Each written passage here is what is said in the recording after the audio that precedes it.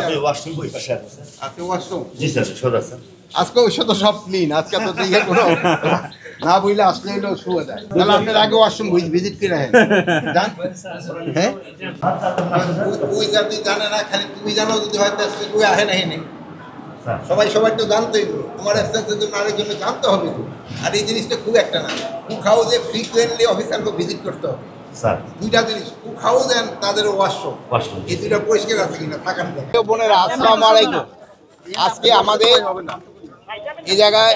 আমি এবং আইজি সাহেব আসছি এই এলাকাটা এদের যে পরিদর্শন করা এবং তাদের বাসস্থানের কি অবস্থা তাদের মাঠেরগুলি কি অবস্থা তাদের খাবারের কি অবস্থা এইগুলি দেখার জন্য এগুলি আমরা এতক্ষণ ঘুরে ঘুরে দেখলাম আরও আমাদের কিছু সময় আছে আমরা আর তারপরে ঘুরে দেখব তো কম্পারেটিভলি যতটুকু দেখা গেছে অন্যান্য যে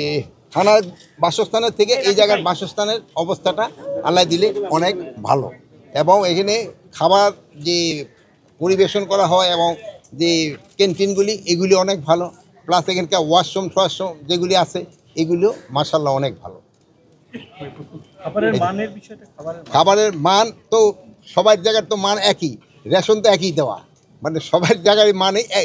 সব পুলিশের জন্য একই রেশন তো এক এক জায়গায় অনেক সময় আছে না যে রাঁধুনি ভালো হইলে পাক ভালো হয় এরকম দেখেন না বাসায় যেমন মার পাকটা সবচেয়ে বেশি ভালো লাগে এরকম এখানেও অনেক সময় আছে দুই একজন কুক আছে খুব ভালো পাকায় দুই একজনের একটু হয় কি হয় যে পরিমাণ বরাদ্দটা দেওয়া হয়েছে আসলে এটা কি মনে একটু সুস্থ থাকার জন্য এই পরিমাণ এইটা সরকার এইভাবেই করে দেয় ইভেন যার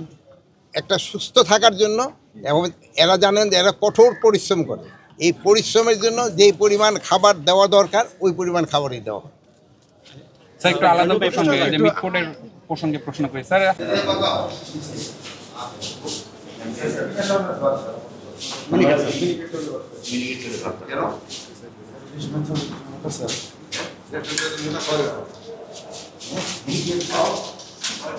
মিনিকেটটাই সামলাই